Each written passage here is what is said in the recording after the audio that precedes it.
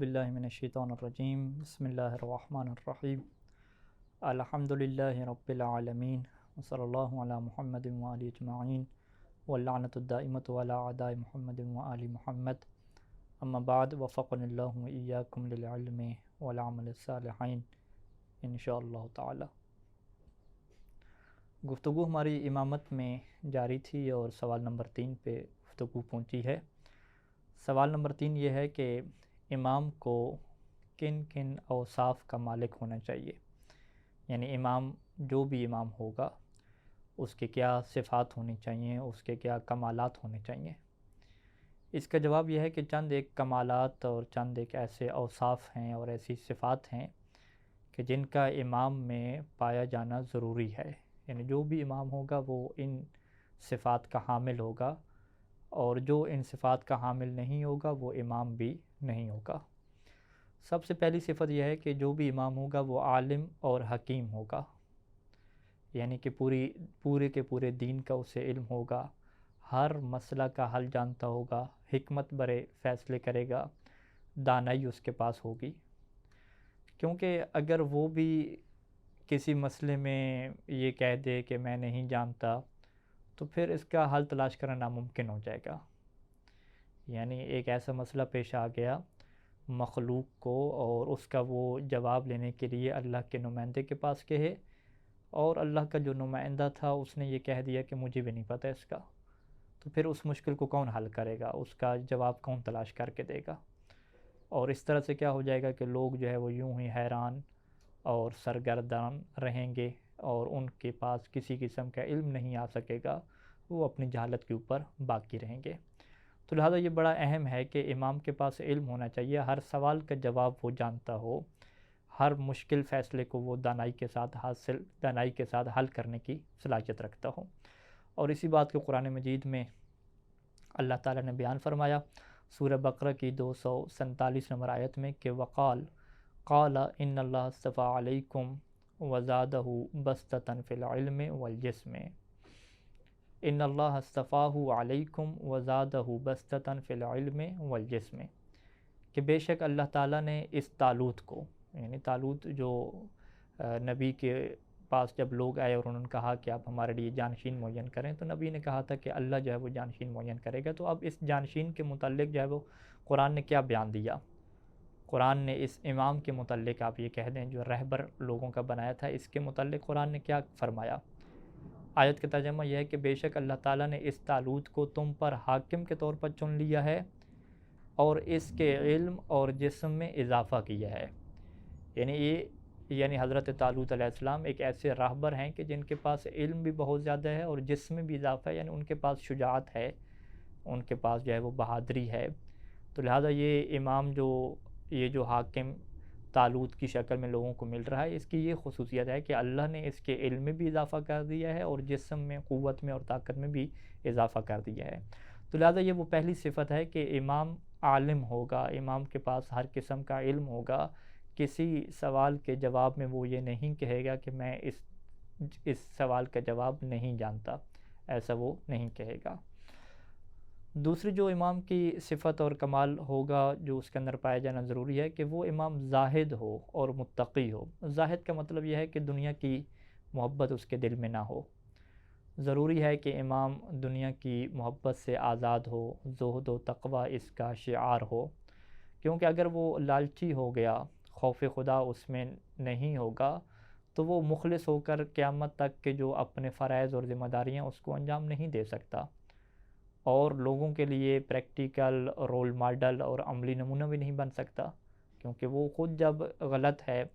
اور خود اس کے پاس جو ہے وہ دنیا کی محبت ہے اور تقوی نام کی چیز نہیں ہے، تو وہ لوگوں کے لیے کیسے پھر جو ہے وہ مثال بن سکے گا۔ اور جب وہ لوگوں کے لیے مثال نہیں بن سکتا تو پھر کس منہ سے اور کس طرح سے لوگوں کو جو ہے وہ دین کی طرف راغب کرے گا اور انہیں یہ حکم دے گا کہ تم کیا دین کی طرف آ جاؤ۔ اور قرآن مجید نے سورہ سجدہ کی 24 نمبر آیت میں یہ ارشاد فرمایا کہ وَجَعَلْنَا مِنْهُمْ أَئِمَّةً يَهْدُونَ بِأَمْرِنَا لَمَّا صَبَرُوا وَكَانُوا بِآيَاتِنَا يُوقِنُونَ، کہ اور ہم نے ان بنی اسرائیل میں سے کچھ کو امام بنا دیا جو ہمارے حکم سے ہدایت کرتے ہیں، اس لیے کہ انہوں نے صبر کیا اور وہ ہماری آیات کا یقین رکھتے تھے۔ تو یہ جو صبر کی خصوصیت ہے کہ صبر کرنا اور دنیا کی لالچ میں خود کو بہا کے نہ لے جانا، اللہ کی اطاعت کے اوپر صبر کرنا اور اللہ کی آیات کے اوپر مکمل یقین رکھنا، یہ اس امام کی خصوصیت ہے کہ جسے اللہ جو ہے وہ بناتا ہے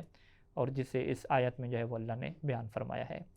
تو یہ دو صفات ہو گئیں، اور تیسری صفت جو امام کے اندر ہونی چاہیے کہ وہ بہادر ہو، وہ شجاع ہو۔ شجاعت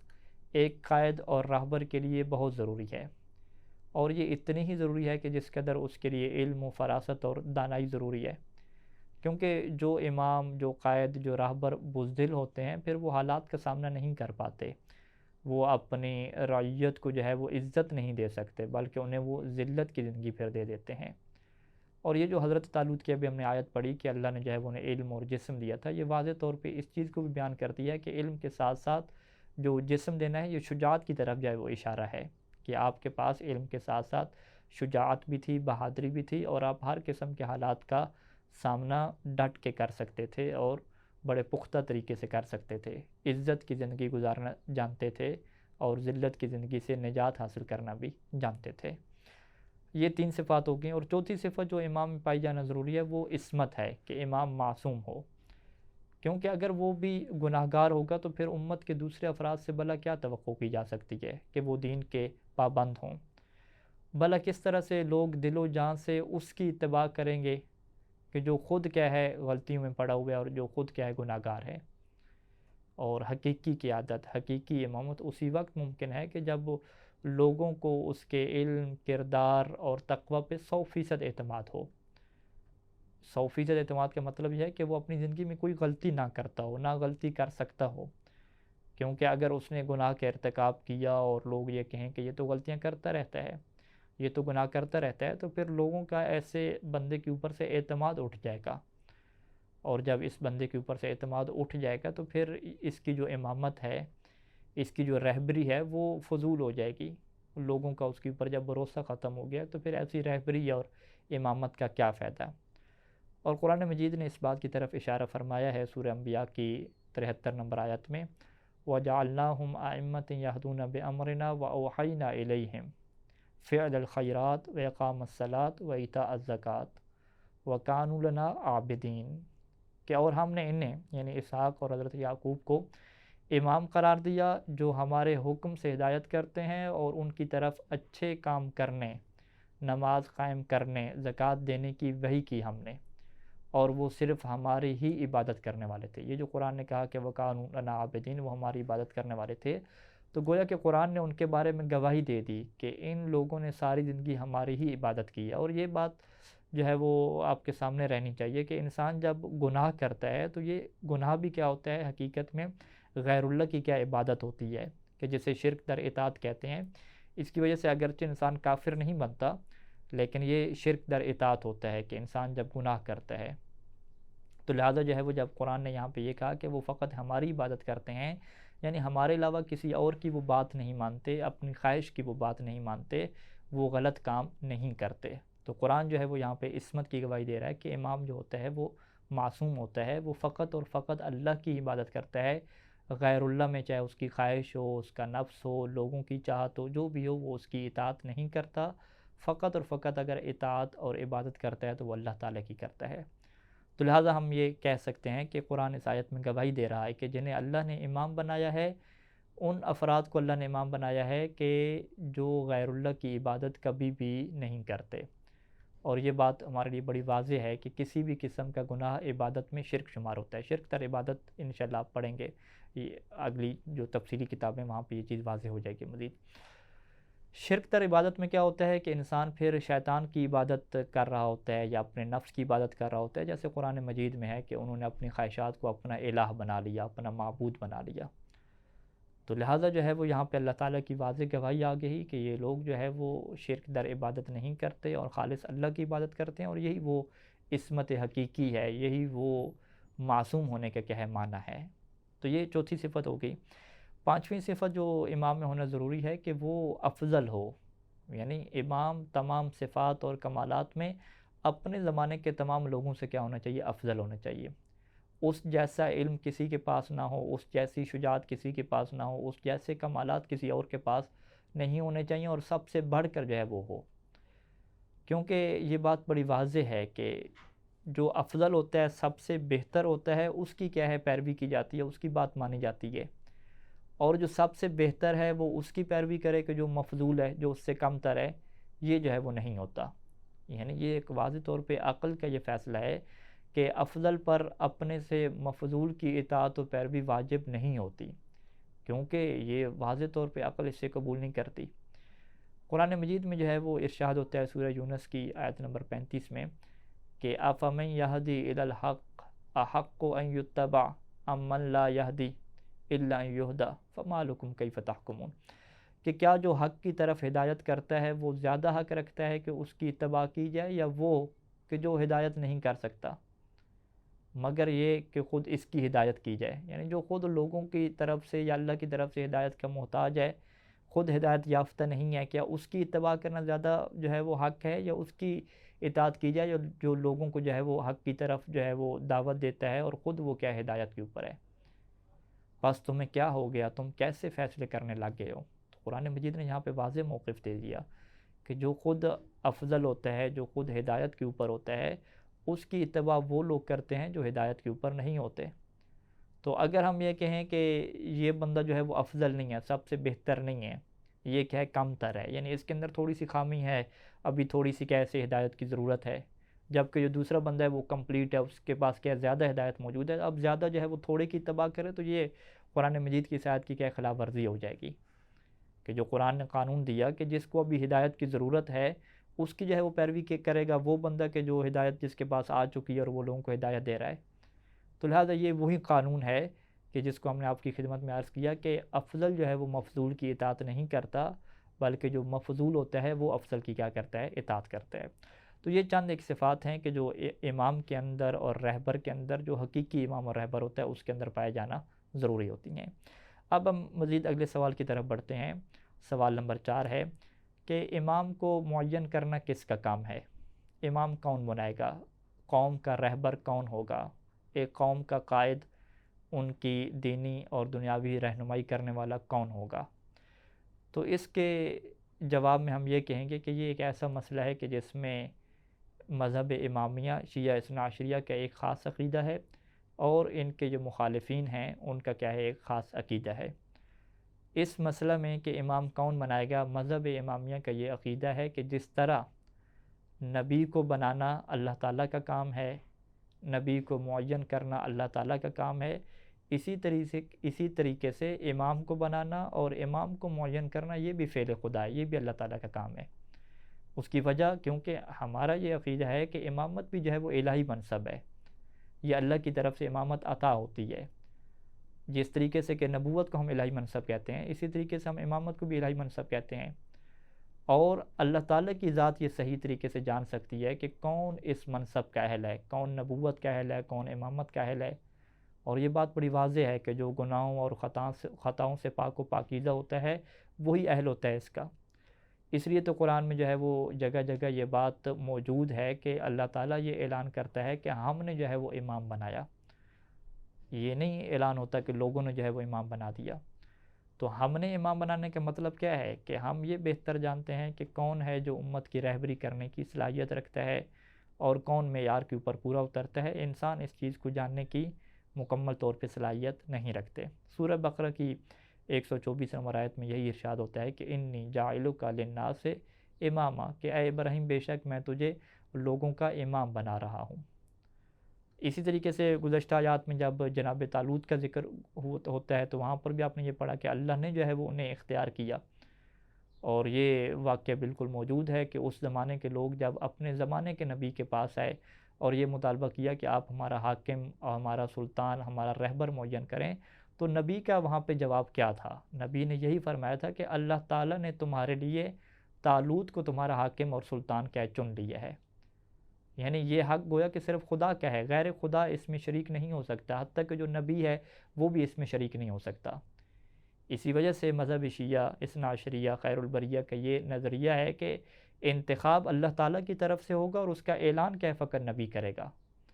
یعنی انتخاب حاکمیت کا حق نبی کو بھی نہیں ہے، بلکہ نبی کا کام صرف خدا کی طرف سے منتخب شدہ اس بندے کا اعلان کرنا ہے. یعنی یہ ایک واضح طور پہ نظریہ ہے. اور اس سے ہٹ کے ہمارا تو یہ عقیدہ ہے کہ اللہ نے اپنے نبی کو یہ اختیار دے رکھا ہے کہ وہ جو فیصلہ کریں، جو وہ کہیں، لوگوں کے اوپر اس کی اطاعت کرنا واجب ہے. لیکن اس کے باوجود یہ جو امام بنانے کا حق ہے یہ فقط اللہ تعالیٰ کا ہے، اور اللہ امام بناتا ہے. اور نبی سے یہ مطالبہ اللہ کی طرف سے ہوتا ہے کہ بلغ، آپ ہمارے اس پیغام کو پہنچا دیں اور اس کا کیا اعلان کر دیں. تو یہ تو کس کا عقیدہ ہو گیا، یہ کس کا نظریہ ہو گیا؟ اہل تشیع کا نظریہ ہو گیا. لیکن اہل تسنن چونکہ اسے الہی منصب نہیں قرار دیتے، وہ کہتے ہیں امامت کوئی الہی منصب نہیں ہے، فقط نبوت جو ہے وہ الہی منصب ہے، امامت الہی منصب نہیں ہے. یہ ایک کہ جو ہے وہ دنیاوی حاکم اور دنیاوی خلیفہ کی طرح ہے. تو لہٰذا ان کا یہ نظریہ ہے کہ لوگ بھی جو ہے وہ امام بنا سکتے ہیں، اور جو بھی امام بن جائے کسی بھی طریقے سے بن جائے اس کی اطاعت سب کے اوپر واجب ہو جاتی ہے، کیونکہ وہ جی خلیفۃ المسلمین بن گیا. اب اس کی صفات اور شریعت کی بھی وہ لوگ کیا قائل نہیں ہیں، بلکہ ان کے ہاں ان کی کتابوں میں یہ بات لکھی ہوئی ہے کہ امام فاسق اور فاجر ہو تو وہ بھی کیا ہے امام ہو سکتا ہے، جاہل بھی ہو تو وہ بھی امام ہو سکتا ہے. بس وہ اگر امام بن گیا، خلیفۃ المسلمین بن گیا، جیسا بھی ہو اس کی اطاعت کرنا کیا ہو جاتا ہے، واجب ہو جاتا ہے. جبکہ مکتب تشیع کا ایسا نظریہ ہرگز نہیں ہے. اب ہم اگلے سوال کی طرف چلتے ہیں کہ سوال نمبر 5 ہے کہ ہم کس طرح سے یہ جان سکتے ہیں کہ موجودہ امام ہی اللہ تعالیٰ کی جانب سے منتخب شدہ امام ہے؟ یعنی ایک امام اگر آ گیا تو ہمیں کیسے پتہ چلے گا کہ اللہ نے جو ہے وہ اس کو امام بنایا ہے؟ تو اس کے جواب میں ہم کہتے ہیں کہ اس کے پہچاننے کے جو ہے وہ چند ایک طریقے ہیں، اور یہ کچھ طریقے جو ہے وہ نبی کے پہچاننے کے بھی یہی طریقے ہیں جو کہ گزشتہ ذکر بھی ہو چکے ہیں. سب سے جو پہلا طریقہ یہ ہے کہ جو بھی دعویٰ امامت کرتا ہے اور کہتا ہے کہ مجھے اللہ نے امام بنا دیا ہے، اس سے جو ہے وہ معجزہ کی کیا ڈیمانڈ کی جائے گی. اسے کہا جائے گا کہ تم معجزہ دکھاؤ. اگر وہ معجزہ دکھا دے، لوگوں نے جیسے مانگا ہے معجزہ ویسے دکھائے، تو پھر تو وہ کیا ہو جائے گا، امامت اس کی ثابت ہو جائے گی. لیکن اگر معجزہ نہیں دکھائے گا تو پھر اس کی امامت ثابت نہیں ہوگی. یہ پہلا طریقہ ہے. دوسرا طریقہ کیا ہے کہ نبی یا جو گزشتہ امام ہے وہ اپنے بعد والے امام کی کیا کرے، تصدیق کرے. یعنی وہ باقاعدہ طور پہ یہ بیان کرے کہ میرے بعد کون سا امام آئے گا، اور میرے بعد جو امام آئے گا اس کا نام کیا ہوگا اور وہ کون ہوگا. یہ باقاعدہ کیا ہے ڈیٹیل کے طور پہ پہلے والا نبی یا پہلے والا امام کیا بیان کر دے. تو یہ بھی ایک طریقہ ہے تصدیق کرنے کا. اور تیسرا طریقہ اس میں کیا ہے کہ امام کے اندر ایسی صفات پائی جائیں کہ جن کا امام کے اندر ہونا ضروری ہے، کہ جو ہم بیان کر چکے ہیں. تو انسان خود دیکھے کہ کیا اس کے پاس ہر سوال کا جواب موجود ہے، کیا اس کے پاس ہر قسم کی حکمت و دانائی موجود ہے، کیا اس کے پاس عصمت موجود ہے، کیا اس کے بعد سارے کمالات موجود ہیں کہ جو ایک انسان میں ہونی چاہیے، جو سب سے افضل اس کو بناتی ہیں. تو وہ صفات دیکھ لے. جب اسے یہ پتہ چل جائے کہ یہ تمام لوگوں سے افضل ہے اور اس کے اندر ایسی صفات ہیں کہ جو عام انسانوں میں پائے جانے ممکن نہیں ہیں، تو لہٰذا وہ کیا ہو جائے گا، امام ثابت ہو جائے گا. اور اگر اس کو وہ اوصاف اس میں نظر نہیں آئیں گی جو امام کے اندر پائی جاتی ہیں، تو پھر وہ امام ثابت نہیں ہوگا. تو یہ 3 طریقے ہو سکتے ہیں. اس کے علاوہ بھی اور طریقے ہو سکتے ہیں، لیکن عام طور پہ یہی 3 طریقے امام کی پہچان کے ہوتے ہیں کہ جو دعویٰ کرے کہ وہ اللہ کی طرف سے ہے، اور آپ ان 3 طریقوں سے کیا ہے اسے پہچان لیں. اگلا سوال یہ ہے کہ امام اور نبی میں کیا فرق ہے؟ یہ بڑا ایک اہم سوال ہے کہ لوگ جو ہے وہ امام اور نبی میں فرق نہیں کرتے، اور بعض اوقات کہہ دیتے ہیں کہ اگر آپ نے امام کو بھی اللہ کی طرف سے مان لیا تو پھر وہ نبی ہو گیا. ہم کہتے ہیں نہیں، ایسا نہیں ہے. نبی اور امام میں جو بنیادی فرق ہے کہ نبی پر جو ہے وہ شریعت والی وحی نازل ہوتی ہے، اللہ تعالیٰ اس کے اوپر وحی نازل کرتا ہے، اسے شریعت دیتا ہے، احکام دیتا ہے. اور نبی واضح طور پہ جو ہے وہ فرشتے کے ساتھ جو ہے وہ ہم کلام ہوتا ہے، فرشتے کو خواب میں دیکھتا ہے یا خواب کے علاوہ بھی دیکھتا ہے. جبکہ امام پر جو ہے وہ اس طرح کی وحی نازل نہیں ہوتی. ہاں کچھ روایات میں ہے کہ امام فرشتے کی آواز سن سکتا ہے، لیکن اس طرح کی باقاعدہ وحی نازل ہوتی ہے، یہ امام کے اوپر نازل نہیں ہوتی. وحی شریعت کا نزول فقط نبی کے اوپر ہوگا، امام کے اوپر نہیں ہوگا. نبی کا یہ کام ہوتا ہے کہ اللہ کی طرف سے جو وحی آئی ہے، اللہ کی طرف سے شریعت آئی ہے، وہ لوگوں تک کیا پہنچائے. اور امام کا کیا کام ہوتا ہے کہ جو شریعت نبی نے دی ہے اسی شریعت کی کیا ہے امام حفاظت کرے، اسی شریعت کی وضاحت کرے، اسی شریعت کو لوگوں تک پہنچائے، اسی شریعت کو کیا ہے دنیا کے اوپر لوگوں کے اوپر کیا ہے لاگو کرے اور اپلائی کرے. یہ امام کا کام ہوتا ہے. یعنی امام خود بھی نبی کی تعلیمات کا پابند ہوتا ہے. جب خود نبی کی تعلیمات کا پابند ہے تو خود بھی اس کی پابندی کرے گا، اور معاشرے میں بھی جو نبی نے تعلیمات دی ہیں اس کی وہ کیا ہے پابندی کروائے گا۔ اور اس سے بڑھ کے جو ہے وہ یہ بات واضح ہے کہ امام کا جو کمال ہے وہ جو امام کی جو ذمہ داری ہے وہ کیا ہے، معاشرے کو کمال کی طرف لے کر جانے کے لیے قیادت کرنا ہے۔ یعنی نبی نے تو ایک آئین دے دیا، ایک قوانین دے دیے، اب ان قوانین کو لوگوں کے اوپر اپلائی کر کے لوگوں کو جو ہے وہ کمالات کی طرف لے جانا، انہیں ترقی کی طرف لے جانا، یہ جو ساری ذمہ داری ہے جسے ہم کہتے ہیں قیادت اور رہبریت کی ذمہ داری، اس کو کون ادا کرتا ہے؟ اس کو جو ہے وہ امام ادا کرتا ہے۔ اور اس کے علاوہ اگر آپ کہیں تو نبی اور امام کی جو صفات ہیں، چاہے وہ صفات کمال ہوں، صفات جمال ہوں، اور دیگر جو کمالات ہوتے ہیں، ان سب کا جو ہے وہ ظاہری بات ہے مالک ہونا ضروری ہے۔ کہ جیسے ہم نبی کے متعلق یہ کہتے ہیں کہ اس کے پاس ہر سوال کا جواب ہونا چاہیے، علم ہونا چاہیے، عصمت ہونی چاہیے، اسی طرح کی یہ صفات کیا ہیں امام بھی ہوں گی، لیکن اس کے باوجود جو ہے وہ یہ فرق کیا باقی رہیں گے کہ امام کوئی الگ شریعت لے کر نہیں آتا، امام کے اوپر شریعت والی وحی نازل نہیں ہوتی، امام خود جو ہے وہ نبی کی تعلیمات کا پابند رہتا ہے، اور پابند رہ کے کیا ہے وہ اس کو آگے کیا پھیلاتا ہے۔ اچھا، یہاں تک جو ہے وہ امامت کے متعلق ہماری گفتگو جاری ہے، اور اب جو ہے وہ یہاں پہ ایک نیا باب شروع کر رہے ہیں، اور اس میں جو ہے وہ یہ عنوان دیا گیا ہے کہ ہمارے ائمہ کی جو امامت ہے اس کے متعلق کیا گفتگو ہوگی۔ تو یہاں پہ جو سوال ہوگا انشاءاللہ اس کو ہم اگلے درس میں ڈسکس کریں گے کہ چلیں یہ بات تو واضح ہو گئی کہ جو ہے وہ ایک رہبر ہونا چاہیے، ایک قائد ہونا چاہیے جو نبی کی تعلیمات کو لے کے آگے چلے، اس کی حفاظت کرے، ہر معاشرے میں کیا ہے اس کی تشریح کرے، اس کو لوگوں کے اوپر اپلائی کرے۔ تو کیا نبی صلی اللہ علیہ وآلہ وسلم نے اپنے بعد کسی کو نبی بنایا، کسی کو امام بنایا، کسی کو اپنا خلیفہ بنایا یا نہیں بنایا؟ اس کے اوپر کیا ہے بحث ہوگی، تو انشاءاللہ جو ہے وہ اگلے درس میں ہم اس کے متعلق گفتگو کریں گے۔ وصلی اللہ علی محمد وآلہ اجمعین، والسلام علیکم ورحمۃ اللہ وبرکاتہ۔